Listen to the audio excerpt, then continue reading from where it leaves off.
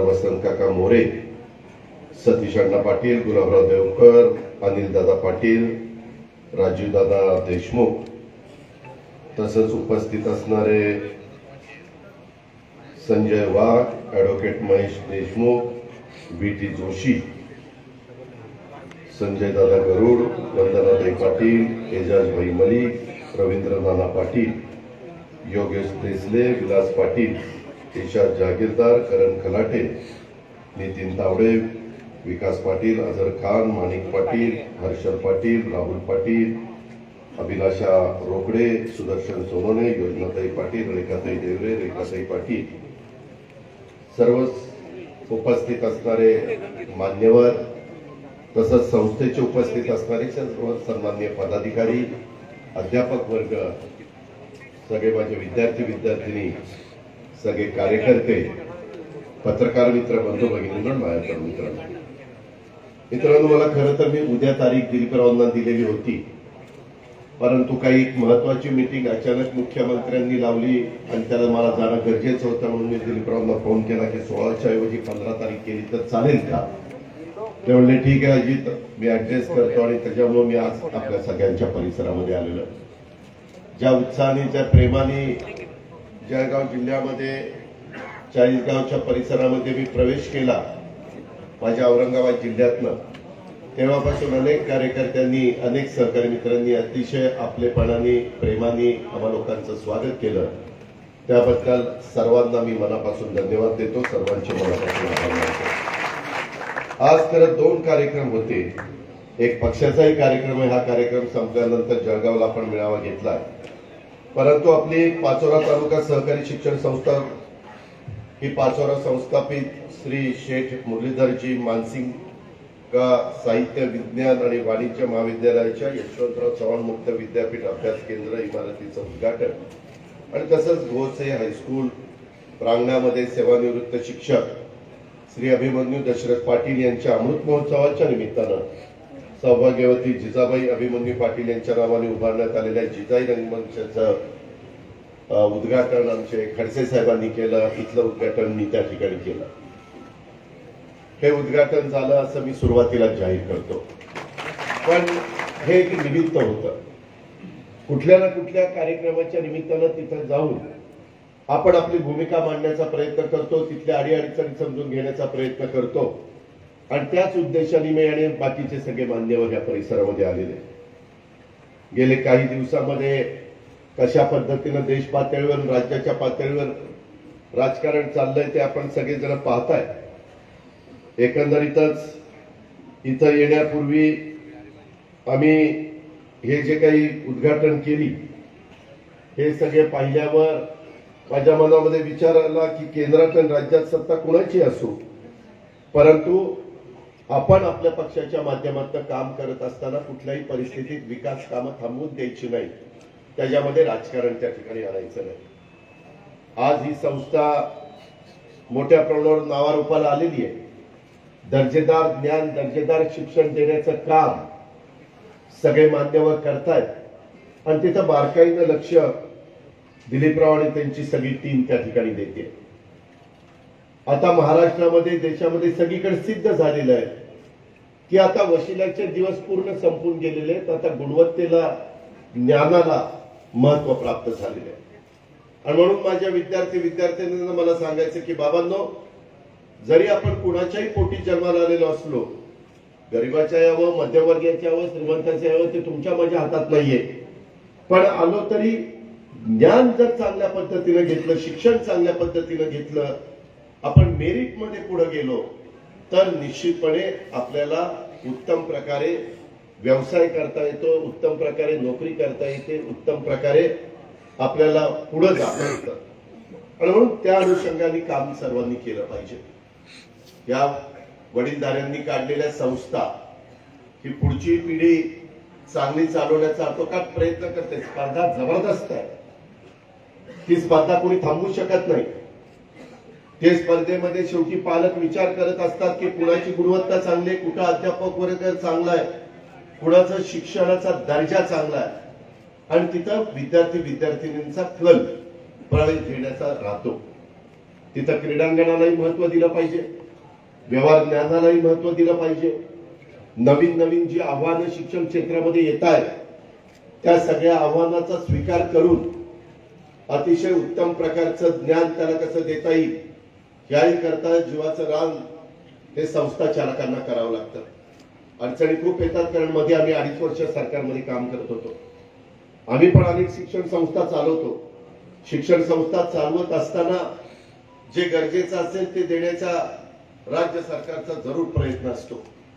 पण हा प्रयत्न करत असताना अलीकडं थोडंसं टीचिंग क्लासेसला नको एवढं महत्व आलेलं आहे. पूर्वी 12वीच्या मार्क्सला मेरिट बघून पुढे ऍडमिशन मिळायच्या. आता बऱ्याचशा ठिकाणी 11वी 12वीला त्या ज्युनियर कॉलेजमध्ये मुलं जायलाही तयार नसतात. ते सरळ कोचिंग क्लासमध्ये जातात आणि त्या बाबतीतला विचार पुढचा करतात. आणि म्हणून मी उपमुख्यमंत्री असताना म्हटलं की बाबा 50% मार्क्स हे 12वीच्या मार्क्सला दिले पाहिजे आणि 50% मार्क्स हे नीटला त्या ठिकाणी दिले पाहिजे. त्याच्याशिवाय खऱ्या अर्थाने आज खूप तुम्ही बघा ज्युनियर कॉलेजमध्ये शिक्षक शिकवायला आहेत, परंतु विद्यार्थीनीच तिथे येत नाही. आणि हे जे काही आहे हे अतिशय घातक अशा पद्धतीचं आहे. त्याच्याकरता खरं जे काही शिक्षण तज्ञ आहेत त्यांच्याशी विचार विनिमय करून पुढची धोरणं पण ठरवली गेली पाहिजेत. आणि यामध्ये आम्ही लोक विरोधी पक्षामध्ये असलं तरी विरोधाला विरोध करण्याची भूमिका न ठेवता माझ्या महाराष्ट्रातला चांद्यापासून बांद्यापर्यंतचा कुठलाही विद्यार्थ्यांनी शिक्षण घेतल्यानंतर तो जगाच्या किंवा देशाच्या कुठल्याही भागामध्ये गेला तर तो कशामध्ये कमी आहे असं घडता कामा नये. ह्या पद्धतीचे बदल हे त्याच्यामध्ये असले पाहिजेत. कुठं चुकत असेल तर दुरुस्त केलं पाहिजे, कुठं जास्तीचं जात असेल तर त्याला आवर घातला पाहिजे, त्याला आर्थिक शिस्त लावली पाहिजे. या प्रकारेच आपल्याला पुढे जावं लागेल असं माझं स्पष्ट मत आहे. हे मी आजच्या या उद्घाटनाच्या कार्यक्रमाच्या निमित्तानं उपस्थित असणाऱ्या सर्व सहकारी मित्रांच्या समोर त्या ठिकाणी व्यक्त करतो. मित्रांनो, आज यालाच अनुसरून आपण मेळावा देखील त्या ठिकाणी घेतलेला आहे. शेतकऱ्यांचा आहे, कार्यकर्त्यांचा. मग अशी थोडंसं अरुणभाई बोलले, दाताभाऊंनी त्याला थोडासा स्पर्श करण्याचा प्रयत्न केला. मित्रांनो, संविधान, डॉक्टर बाबासाहेब आंबेडकरांची घटना, त्यांनी दिलेला कायदा, त्यांनी दिलेले नियम हे सगळेच कुठं बाजूला ठेवायचं का काय अशा प्रकारचं चित्र सध्या आपल्याला देशातल्या वेगवेगळ्या राज्यामध्ये बघायला मिळतं. ठीक आहे, सत्ता आज असेल, सत्ता उद्या नसेल, सत्तेला आम्ही हपापलेलं नाहीये. मलाही कळतं मी तांबडपण घेऊन करणार आलेलं नाहीये. त्याच्यावर उद्याच्याला आणखीन कोणी दुसरे लोक येणार आहेत. जनता जनार्दनाच्या मनामध्ये ज्याला कोणाला निवडून द्यायचं असेल, जनता मतदार राजा त्याला निवडून देईल, त्याही बद्दल आमचं काही मत नाही.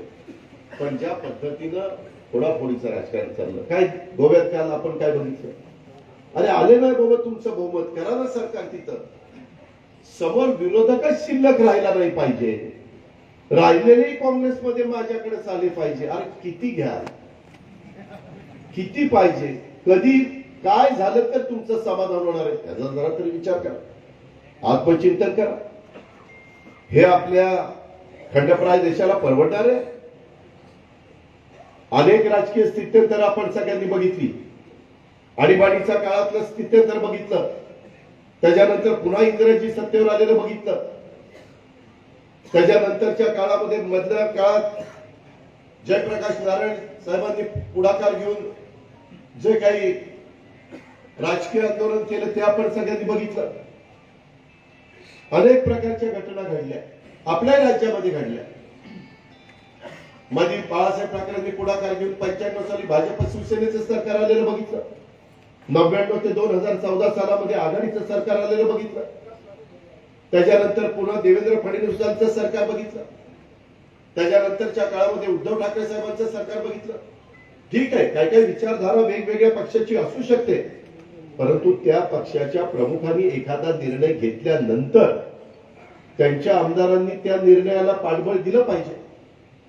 नाहीतर कुणाचंही सरकार असलं तर उद्याच्याला ग्रामपंचायतीमध्ये त्या सरपंचाला रोजच ग्रामपंचायतीचे सदस्य सांभाळायला लागले तर तो गावाचं काम काय करणार? पंचायत समितीचे सदस्य सभापतीला सांभाळावे लागले, हा फुटतोय का तो फुटतोय, तो जातोय का तो गद्दारी करतोय, ह्याच्यातच वेळ घालवला तर त्या पंचायत समितीचा विकास होणार आहे? जिल्हा परिषदेमध्ये हेच घडलं तर जळगाव जिल्हा परिषदेचा सगळ्या भागाचा विकास होणार? तीच गोष्ट राज्याची आणि तीच गोष्ट देशाची. आज मात्र तुम्ही बघा, जनता कुणाला निवडून देते तिथं पुन्हा काही फोडाफोडी केली जाते. कर्नाटकामध्ये ते घडलं, मध्य प्रदेशमध्ये घडलं, इतर काही वेगवेगळ्या राज्यामध्ये ते घडलं. हे लोकशाहीला अतिशय घातक आहे. तुम्ही जर असं म्हणत असाल काय उद्या उद्धव ठाकरे मुख्यमंत्री झाले काय, एकनाथ शिंदे झाले काय, किंवा आणखीन कोणी झाले काय, काय फरक पडणार आहे? कष्ट तर रोजच आपल्याला करावे लागणार. अरे पण केलेल्या कष्टाचं चीज होत नसेल, माझ्या शेतकऱ्यांनी पिकवलेल्या पिकाला योग्य पद्धतीचा दर मिळणार नसेल. आत्ताच मला एका सहकारी मित्रांनी पाठवलं की दादा डीएपीचा दर काय वाढलेत, 20-20चे दर काय वाढलेत, युरियाचे दर काय वाढलेत. डीएपीचे दर 400 रुपयांनी वाढले, 10-26-26चे 200 ते 300 रुपयांनी वाढले, आणि 20-20चे 200 ते 300 रुपयांनी वाढले. तणनाशक राऊंडअप प्रति लिटर 300 रुपये वाढ. 2 महिन्यापूर्वी 350 रुपये लिटरचा दर होता, तो 750 रुपये झाला. त्याच्या संदर्भामध्ये जुना कापूस 11,000 ते 14,000 चालला होता, नवीन कापूस मध्ये 7,500 ते 9,500 रुपये आला. असा काय चमत्कार घडतो? आता माझ्या कांदा उत्पादक शेतकऱ्यांना 2 पैसे मिळणार होते. गेल्या वर्षी 58% कांदा निर्यात झाला, आता फक्त 8% झाला. परवा आम्ही मुख्यमंत्र्यांना भेटलो. मुख्यमंत्री महोदय, तुम्ही पाठपुरावा करा. तुम्ही म्हणताय ना आता केंद्रातलं सरकार आमच्या जवळच आहे, मग जा तिथं बसा, पाठपुरावा करा आणि तिथं निर्यात करायला परवानगी घ्या. आपोआप कांद्याचे भाव, मी महागाई वाढवा असं म्हणणार नाही, पण किमान त्या शेतकऱ्याला परवडेल एवढे तरी कांद्याचे दर त्याला मिळाले पाहिजे. तो मी पुन्हा कांदाच लावता कामा नये, अशाही प्रकारची वेळ त्याच्यावर येऊन देता कामा नये. हीच गोष्ट सोयाबीनच्या बाबतीमध्ये, हीच गोष्ट मक्याच्या बाबतीमध्ये, हीच गोष्ट ऊसाच्या बाबतीत असेल किंवा माझ्या केळीच्या बाबतीमध्ये असेल, कुठली पिकं असू देत माझ्या शेतकऱ्याची. तुम्ही सांगितलेलं होतं की नाही की आम्ही उत्पन्नाच्या 1.5 त्याला त्या ठिकाणी मिळून देऊ, पैसे मिळून देऊ. कुठे गेले? पेट्रोल डिझेलच्या किमती कुठे गेल्या? आकाशाला भिडल्या. तरी तुम्ही काही निर्णय घेत नाही. गॅस सिलेंडरच्या किमती 1000च्या पुढे गेल्या. सरकार काय करतंय? मित्रांनो, आज सगळीकडे महाराष्ट्रामध्ये त्या ठिकाणी चर्चा आहे की वेदांत आणि फॉक्सकॉन हा प्रकल्प उद्धव ठाकरे साहेब राज्याचे मुख्यमंत्री असताना, युवकांनो ह्याच्यामध्ये महाराष्ट्रातला युवक पेटून उठला पाहिजे, युवती पेटून उठली पाहिजे. 2 लाख कोटी रुपयाची गुंतवणूक होणार होती. 1.5 लाख कोटी वेदांत आणि फॉक्सकॉन या प्रकल्पाच्या माध्यमातून आणि 50,000 कोटी रुपयाची साधारण गुंतवणूक ही स्मॉल स्केल इंडस्ट्री ती चिप तयार करतात. त्याला काही इतर पण गोष्टी लागतात त्याच्याकरता.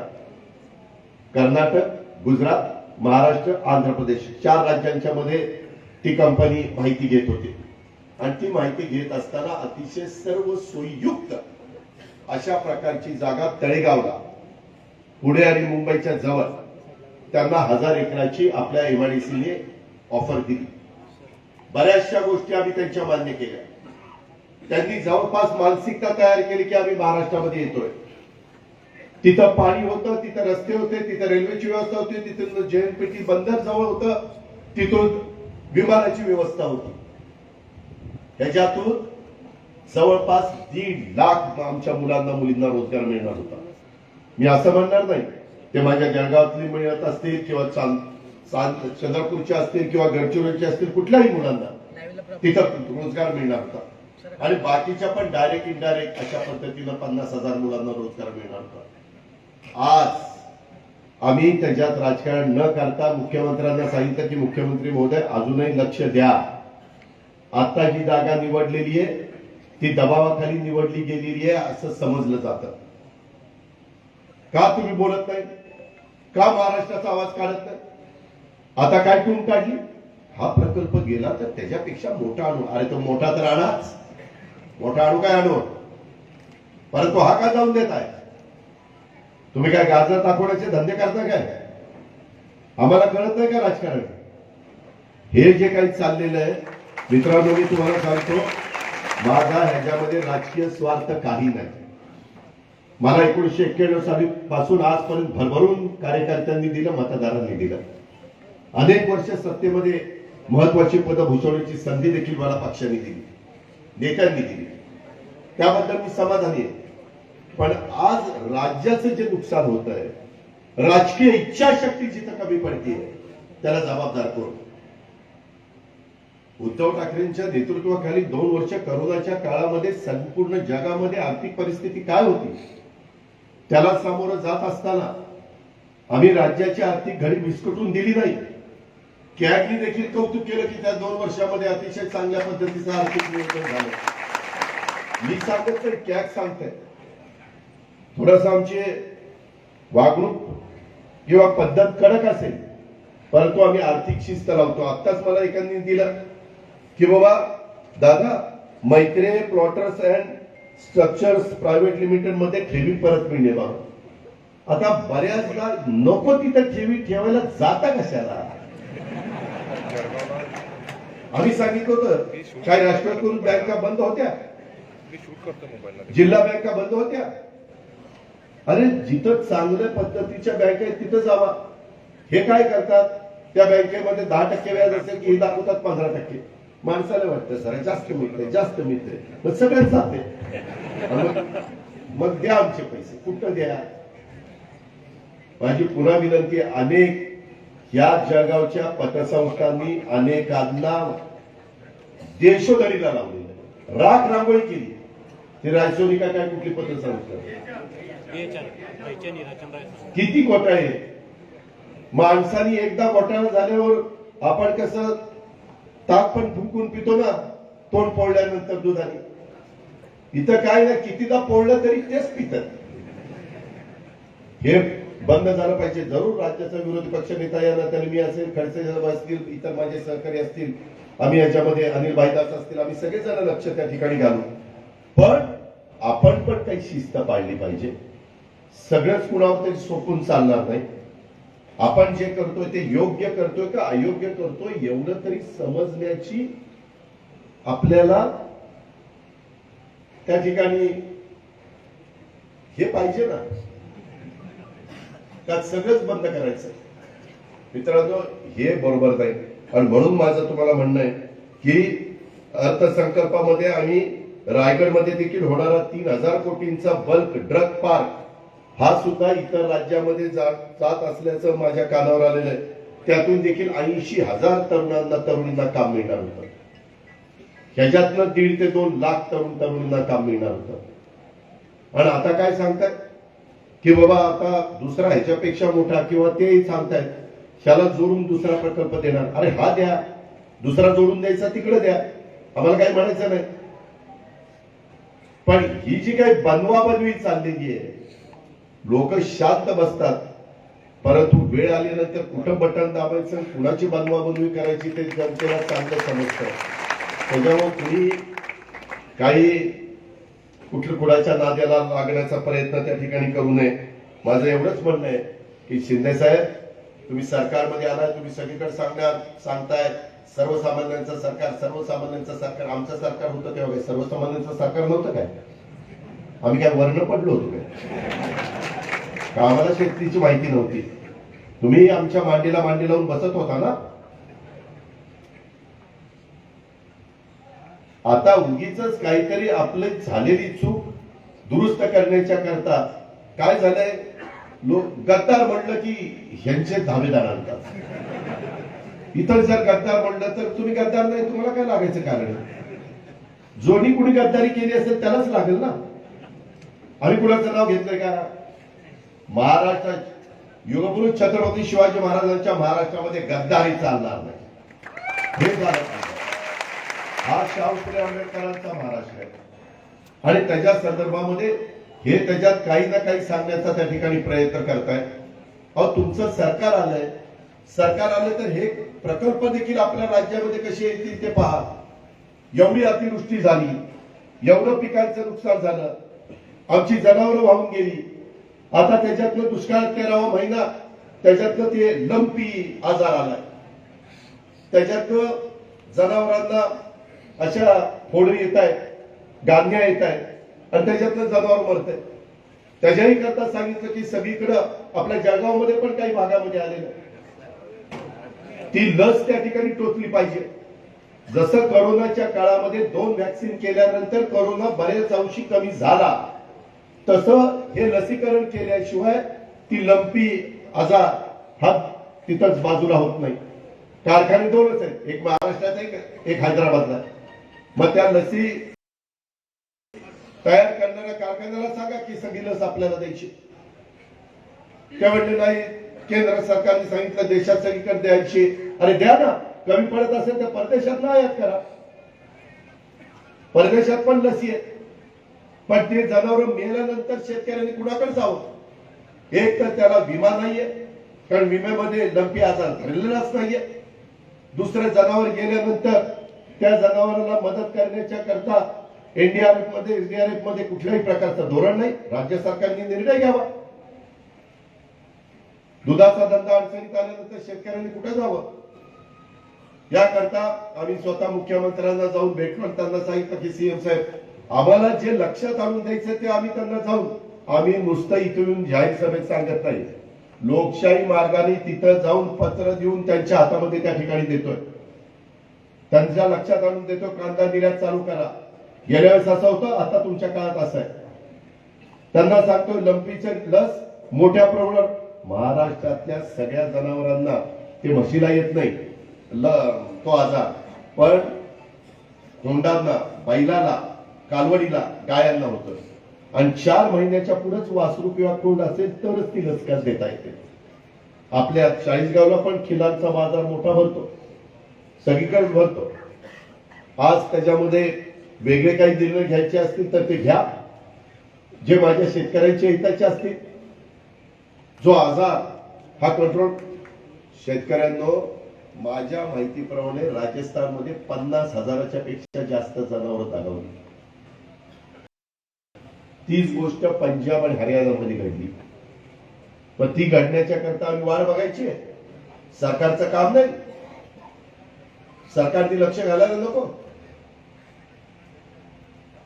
आणि त्या संदर्भामध्ये मी आज पण त्यांना मागणी करतो की ते ताबडतोब त्याच्याबद्दलची पुढची कारवाई त्या ठिकाणी केली पाहिजे.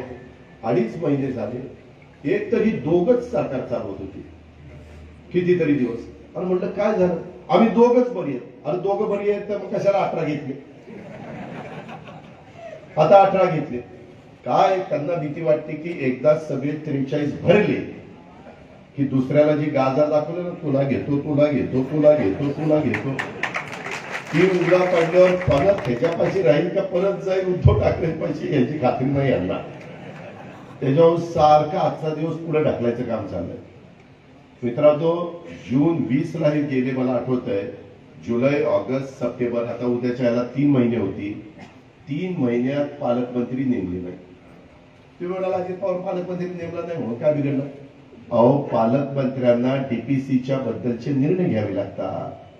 25 ते 30 कमिट्या जिल्ह्याच्या असतात, त्याचे अध्यक्ष पालकमंत्री असतात. आढावा कधी घेणार? उद्याच्याला जेव्हा कधी स्थानिक स्वराज्य संस्थांच्या निवडणुका लागतील तेव्हा आचारसंहिता येईल. आचारसंहिता आल्यानंतर पुन्हा ती कामं थांबतील. आता मी ज्यावेळेस कलेक्टरांना विचारतो, कलेक्टर म्हणतात की ते सरकारमध्ये आल्यावर आम्हाला आदेश आले की जोपर्यंत नवीन पालकमंत्री येत नाही तोपर्यंत पुढची कुठली कामं करायची नाही. आमच्याही काळातली व्हाईट बुक मधली पूल आम्ही जे मंजूर केलेले त्याही कामाला स्थगिती दिली. अरे सरकार बदलत असतात, आमच्या काळातली स्थगिती कशाला देतात? आमच्या काळातली पण कामं उद्या तुमच्या काळातली पण नवीन कामं करा ना. ती कामं काय अजित पवारच्या स्वतःच्या वैयक्तिक शेतावर केलेली नव्हती, राज्याच्या कुठल्या तरी भागातच केली होती ना. त्या भागामध्ये काही लोक राहत नाही, त्या भागामध्ये काही विकास करायचा नाही. तुम्ही काय फक्त तुमच्या बरोबर आलेले 40 आणि त्या अपेक्षा 50, 50चेच मुख्यमंत्री आहात काय? तुम्ही महाराष्ट्राचे मुख्यमंत्री आहात, तुम्ही महाराष्ट्राचे उपमुख्यमंत्री आहात. तुम्ही राज्याचा विचार करा. महाराष्ट्राची संस्कृती चव्हाण साहेबांनी काय सांगितली आपल्याला? ठीक आहे, राजकारण असेल, अरे ते निवडणुकीपुरतं ठेवा ना. आल्यानंतर त्या मंत्र्याला भेटायला गेल्यानंतर तू कुणाचा, तू शिंदे गटाचा आहे का, तर दिकाग तू दुसरा आहे, जा बाजूला, असं चालेल का? ही पद्धत महाराष्ट्राने कधी पाहिलेली नव्हती. आज पण पालकमंत्री नेमत नाही. कशात नडले कुणाला माहिती. मध्ये म्हणले नाही जरा ते गणेशोत्सव चालू आहे म्हणून, त्याच्या आधी म्हणले दहीहंडी आहे, आता म्हणतात पितृपक्ष 15 चालू आहे. तुझ्या सारखंच आपल्याकडे काही ना काही चालूच असतं. आता हे झाल्यावर नवरात्री, हे झाल्यावर दसरा, दिवाळी, किती दिवस आम्ही वाट बघायची? 18 2 20 जण आहेत, एकेकाने 18ला 2-2 जिल्ह्याचं पालकमंत्री द्या, करा काम सुरू. मित्रांनो, आतापर्यंत 12 ते 15 मंत्र्यांनी चार्जच घेतला नाही मंत्र्यांना, कारण त्यांना दिलेलं खातच त्यांना मान्य नाही. आता करायचं काय? ज्याच्याकडे कृषी खातं होतं त्याला दिले खनिज खातं. आता खनिजाचा त्याचा काय संबंध? आणि त्याला दुसरं कुठलं दिले? बंदरे. त्याच्याकडे एक पण बंदर नाही. काय आता आमच्या दादाजी भुसेची तर फार वाईट अवस्था. पण त्यांना काढलं नाही रे दादा, मीच सांगितलं होतं की मला साधं खातं द्या, साधं खातं द्या. आईला म्हणलं लय मोठा झाला, असला माणूसच बघायला मिळायचा नाही. साधं खातं द्या, साधं खातं द्या, कारण असं दुसरा अवतारच म्हणलं. काय म्हणजे काही पटवतात, काही करतात, काही चाललेलं आहे. कुणाचा कुणाला पायपोस नाही, काही नाही. हे जे काही, आणि मध्ये एखादा आमदार उठतो आणि हवेतच गोळीबार करतो. आमच्याही काळातली व्हाईट बुक मधली पूल आम्ही जे मंजूर केलेले आहेत त्याही कामाला स्थगिती दिली. अरे सरकार बदलत असतात, आमच्या काळातली स्थगिती कशाला देतात? आमच्या काळातली पण कामं उद्या तुमच्या काळातली पण नवीन कामं करा ना. ती कामं काय अजित पवारच्या स्वतःच्या वैयक्तिक शेतावर केलेली नव्हती, राज्याच्या कुठल्या तरी भागातच केली होती ना. त्या भागामध्ये काही लोक राहत नाही, त्या भागामध्ये काही विकास करायचा नाही. तुम्ही काय फक्त तुमच्या बरोबर आलेले 40 आणि त्या अपेक्षा 50चेच मुख्यमंत्री आहात काय? तुम्ही महाराष्ट्राचे मुख्यमंत्री आहात, तुम्ही महाराष्ट्राचे उपमुख्यमंत्री आहात. तुम्ही राज्याचा विचार करा. महाराष्ट्राची संस्कृती चव्हाण साहेबांनी काय सांगितली आपल्याला? ठीक आहे, राजकारण असेल, अरे ते निवडणुकीपुरतं ठेवा ना. आल्यानंतर त्या मंत्र्याला भेटायला गेल्यानंतर तू कुणाचा, तू शिंदे गटाचा आहे का, तर दिकाग तू दुसरा आहे, जा बाजूला, असं चालेल का? ही पद्धत महाराष्ट्राने कधी पाहिलेली नव्हती. आज पण पालकमंत्री नेमत नाही. कशात नडले कुणाला माहिती. मध्ये म्हणले नाही जरा ते गणेशोत्सव चालू आहे म्हणून, त्याच्या आधी म्हणले दहीहंडी आहे, आता म्हणतात पितृपक्ष 15 चालू आहे. तुझ्या सारखंच आपल्याकडे काही ना काही चालूच असतं. आता हे झाल्यावर नवरात्री, हे झाल्यावर दसरा, दिवाळी, किती दिवस आम्ही वाट बघायची? 18 2 20 जण आहेत, एकेकाने 18ला 2-2 जिल्ह्याचं पालकमंत्री द्या, करा काम सुरू. मित्रांनो, आतापर्यंत 12 ते 15 मंत्र्यांनी चार्जच घेतला नाही मंत्र्यांना, कारण त्यांना दिलेलं खातच त्यांना मान्य नाही. आता करायचं काय? ज्याच्याकडे कृषी खातं होतं त्याला दिले खनिज खातं. आता खनिजाचा त्याचा काय संबंध? आणि त्याला दुसरं कुठलं दिले? बंदरे. त्याच्याकडे एक पण बंदर नाही. काय आता आमच्या दादाजी भुसेची तर फार वाईट अवस्था. पण त्यांना काढलं नाही रे दादा, मीच सांगितलं होतं की मला साधं खातं द्या, साधं खातं द्या. आईला म्हणलं लय मोठा झाला, असला माणूसच बघायला मिळायचा नाही. साधं खातं द्या, साधं खातं द्या, कारण असं दुसरा अवतारच म्हणलं. काय म्हणजे काही पटवतात, काही करतात, काही चाललेलं आहे. कुणाचा कुणाला पायपोस नाही, काही नाही. हे जे काही, आणि मध्ये एखादा आमदार उठतो आणि हवेतच गोळीबार करतो त्यांच्या पक्षाचा. आणि मुंबईच्या राजधानी ही काय पद्धत झाली? अरे कायदा पोलिसांनी गोळीबार करायचा असेल तर पोलिसांनी करावा, एक तर गोळीबार करण्याचं काही कारण नाही. आम्ही सरकारमध्ये असताना कधी अशा पद्धतीच्या गोष्टी केल्या नाही. कायदा सुव्यवस्था चांगली असली पाहिजे, त्याबद्दल दुमत नाही. पण तुम्ही गोळीबार काय करताय, कोण म्हणताय आलेला कार्य करा, अमक करा, फोडून काढा, मोडून काढा, पोटात लाथा घाला, काय मोगलाई लागली का काय? ही कुठली पद्धत झाली? हे महाराष्ट्राने पाहिलं नव्हतं. कसंही भाजपला पटतंय मला तर काही कळलेलं नाही. आणि एकनाथराव शिंदे पण का गप्प बसतात हेही आम्हाला कळलेलं नाही. त्यांना आम्ही सभागृहामध्ये देखील या सगळ्या गोष्टी त्या ठिकाणी सांगण्याचा प्रयत्न केला. या सगळ्या गोष्टीचा विचार या महाराष्ट्रातल्या जनतेने केला पाहिजे, जळगावकरांनी तुम्ही सगळ्यांनी केला पाहिजे, पाचोराकरांनी केला पाहिजे, अशी माझी आग्रहाची विनंती. मित्रांनो, इतका महाराष्ट्राला मागे नेण्याचं काम त्या बाबतीमध्ये चाललेलं आहे. मध्ये सांगितलं कालच्या सोमवारपासून ज्यांचं नुकसान झालं त्या शेतकऱ्यांना चेक मिळणार. इथं हात वर करा, कोणाला चेक मिळाला? एकाने चेक मिळाला. आज गुरुवार आहे ना? हा, सोमवार गेला, मंगळवार गेला, बुधवार गेला, आज गुरुवार आहे. कुठे गेले चेक? पंचनामे एकदम ओके झालंय, काही त्यांना पडलेलं नाहीये. आम्ही त्यांना सांगतो की बाबा द्या, मदत करा, सगळं काही करा. शेतकरी मोडला तर राज्य मोडेल, तरी देखील यांना त्याचं काही घेणं देणं नाही. आणि आम्ही म्हणायचं सर्वसामान्यांचं राज्य, सर्वांचं राज्य. कशाचं सर्वांचं राज्य? सर्वसामान्यांवर दुर्लक्ष चाललं. कशाचं रे? सर्वसामान्यांचं राज्य चाललं. या संदर्भामध्ये देखील निश्चितपणे विचार करण्याची गरज आहे. आणि कायदा सुव्यवस्थेत तर काय सतत काही ना काही घटना कुठं ना कुठं त्या ठिकाणी घडतायत. कुणाचं कुणाला कुठं खासदारच पोलीस खात्याला काही म्हणताय, तेही सगळं पुढे आलेलं आहे. कुणी कुणाला आवरायलाच तयार नाही हो. जसं आम्ही सरकारमध्ये असताना उद्या काँग्रेसचं कुणी चुकलं तर तिथं सोनिया गांधींचा निरोप आला की सगळे व्यवस्थित व्हायचं. राष्ट्रवादीचं आमचं, आम्ही असं म्हणत नाही की आम्ही बिनचुकच आहे, आमच्याकडनं चुकच होत नाही. जो काम करतो तोच कुठेतरी चुकतो. पण राष्ट्रवादीचं पण कोणी चुकलं तर साहेबांच्याकडनं निरोप आला की लगेच ती चूक दुरुस्त व्हायची. शिवसेनेमध्ये कोणी चुकलं तर उद्धव ठाकरे साहेबांनी सांगितलं तर चूक दुरुस्त व्हायची.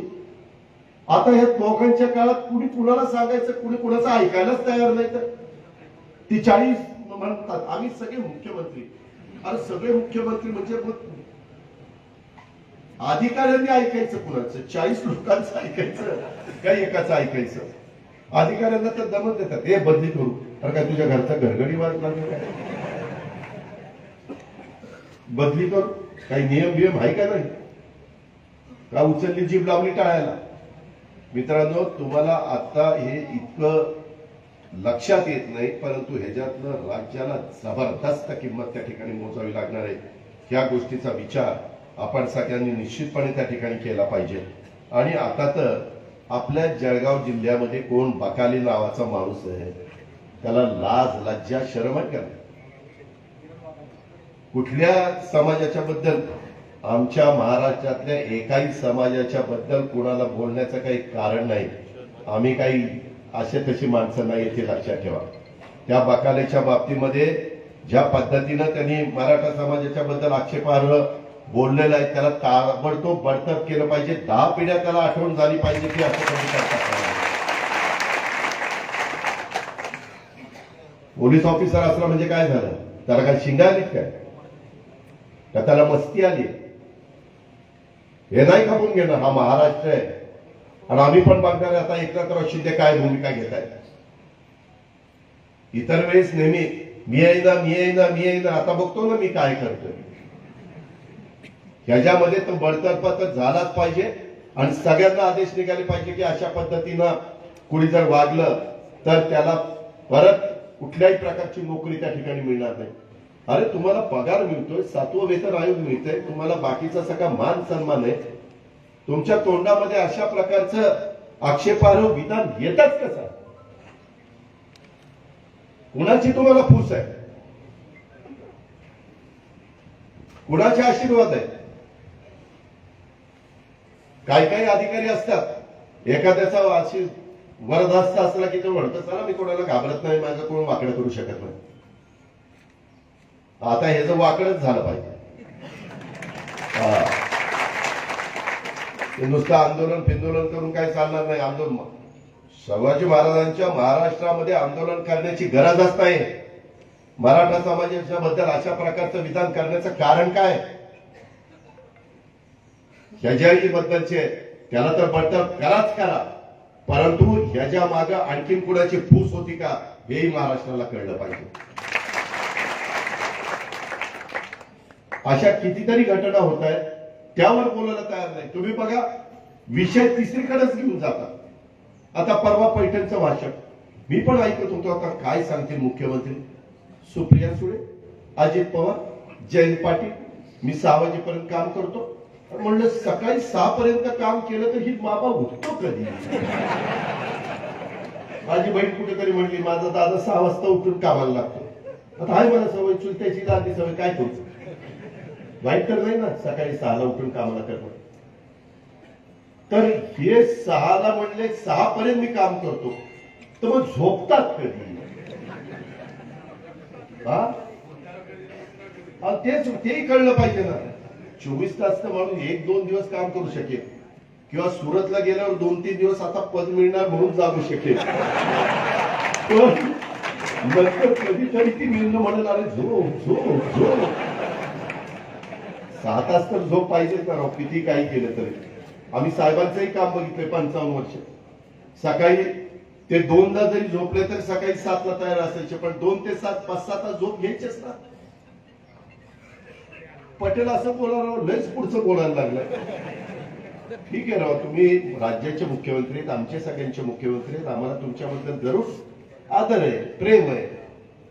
पण तुम्ही काय न पटण्यासारखं बोलायला लागल्यावर मग आम्हालाही बोलावं लागेल, त्याला इलाज नाही. आणि महागाईच्या बद्दल काही बोलत नाही, बेरोजगारीच्या बद्दल काही बोलत नाही. त्याच्यातूनच दुसरेच कुठले तरी मुद्दे काढायचे, दुसराच मुद्दा काढून तिकडच मग चॅनलवाली पण हे आमका म्हणले, त्याच्याबद्दल तुमचं काय म्हणणं? अरे म्हणलं बेरोजगारी महागाईच्या बद्दल विचारा त्यांना आणि मग सांगतो आमचं काय म्हणणं. तुम्ही नीट बघा, नेहमीची यांची पद्धत आहे, लोकांचं लक्ष दुसरीकडे डायव्हर्ट करण्याच्या करता असंच काहीतरी करण्याचा प्रयत्न ते करतात.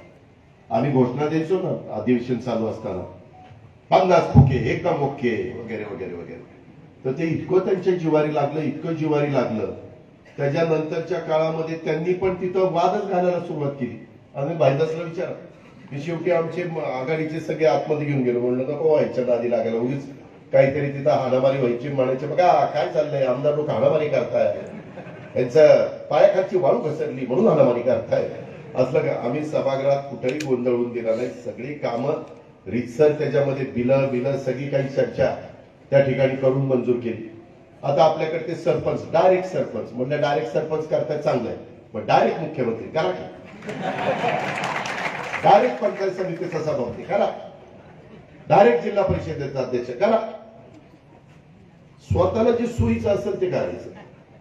आता नगराध्यक्ष मागे सकाळीच राजू देशमुखकडे गेलो होतो चाळीसगावला. ते म्हणले दादा इथं नगराध्यक्ष एका पक्षाचा आहे आणि बॉडी दुसऱ्या पक्षाची. आता म्हणजे इंजन झालं एका पक्षाचं आणि बॉडी मागची दुसऱ्या पक्षाची. इंजन कुठेही नेईल हे बॉडीला, काय करायचं? असं नाही चालत. बॉडी पण एका पक्षाची पाहिजे, इंजन पण एका पक्षाचं पाहिजे. आणि म्हणून लोकशाहीला ते योग्य होतं. देशाचे पंतप्रधान पण पार्लमेंट 543 खासदार बहुमताने ठरवतात. आम्ही 288 आमदार बहुमताने मुख्यमंत्री ठरवतो. आणि मित्रांनो, खरोखरीच अतिशय चांगल्या प्रकारचं काम कोरोनाच्या काळामध्ये उद्धव ठाकरे साहेब करत होते. सगळ्यांनी कौतुक केलं, परंतु हे काही लोकांना बघवत नव्हतं. कुठं ना कुठं यांना ते अडचणीचं येत होतं. आणि म्हणून हे सगळं राजकारण आपल्या महाराष्ट्रामध्ये नासवण्याचा धंदा झालेला. काही कारण मगाशी जे काही दिलीपरावांनी, खडसे साहेबांनी, अरुणबाईंनी किंवा डॉक्टर आमच्या सतीश पाटलांनी सांगितलं, खरोखरीच मला तर काय जळगावचं मीठ काय आळणी आहे का काय कळलंच. इथलीच लोक जळगाव लागून असणारं औरंगाबाद जास्तीत जास्त इथलीच गेली.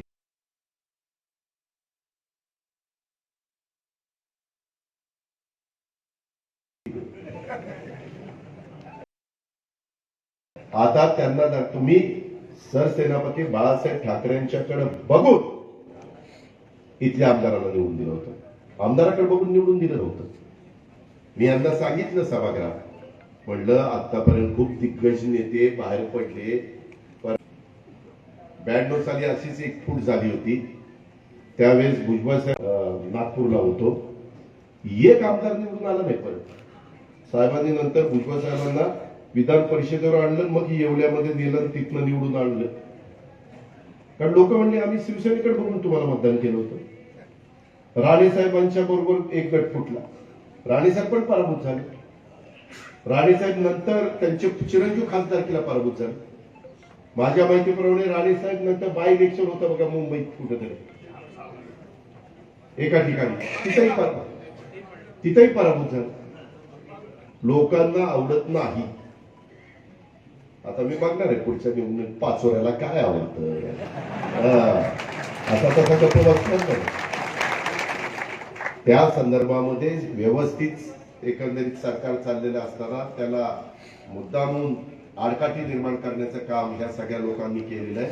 त्यांना त्यांची जागा दाखवलीच गेली पाहिजे. तो अधिकार तुमचा आहे आणि त्या प्रकारे काम करा. आम्ही त्याच्या संदर्भामध्ये निश्चितपणे राज्याचं हित डोळ्यासमोर ठेवूनच पुढे काम करत राहणार आहे. त्याच्यामध्ये दुसरा वैयक्तिक कुठलाही स्वार्थ आमच्या मनामध्ये नाही. ही पण गोष्ट माझ्या बंधू भगिनींनी त्या सभेच्या निमित्तानं त्या ठिकाणी लक्षामध्ये घेतली पाहिजे, अशी माझी आपल्याला सगळ्यांना आग्रहाची विनंती. इतर पण बरेचसे प्रश्न आहेत ओबीसीच्या संदर्भात. आम्ही जे काही त्यांना एससी एसटीला जसं आरक्षण आहे तसं ओबीसीला आरक्षण मिळालं पाहिजे म्हणून आम्ही शेवटपर्यंत प्रयत्न केला. त्याच्या संदर्भातला जो काही डाटा गोळा करायचा होता, इम्पिरिकल डाटा, तो गोळा केला आणि त्यालाही आता काही प्रमाणात सरकारने म्हणजे न्याय व्यवस्थेने मान्यता त्या ठिकाणी दिलेली आहे. आता या निवडणुका पण आता 4चा प्रभाग का 3चा प्रभाग असाही काही चाललेला आहे. काही ना काही निमित्त करून त्या मार्केट कमिटीच्या निवडणुका शेवटी कोर्टामध्ये काही जाऊन लावल्या. आता जाईल नाही तेव्हा कोर्टामध्ये जावं लागतं आणि न्याय मागावा लागतो. आता हे स्थगिती दिली त्याच्याही करता औरंगाबाद बेंच पुढं, मुंबई हायकोर्टापुढं वेगवेगळ्या प्रकारच्या तिथं तक्रारी केलेल्या आहेत. तिथं न्याय व्यवस्था त्याच्याबद्दलचा निर्णय घेईल. पण हे महाराष्ट्रामध्ये बाबांनो कधी घडत नव्हतं, ते त्या ठिकाणी घडतंय. असं जर झालं तर महाराष्ट्र मागं जाईल. आणि म्हणून माझी तुम्हाला सगळ्यांना आग्रहाची, नम्रतेची, कळकळीची विनंती की ज्या प्रकारे आपल्यावर अन्याय करण्याचं काम चाललेलं आहे आणि ओला दुष्काळ तर आम्ही मागून जमलो, त्यांनी सरळ सांगितलं आम्ही ओला दुष्काळ जाहीर करणार नाही. आता त्यांच्याच हातात आहे.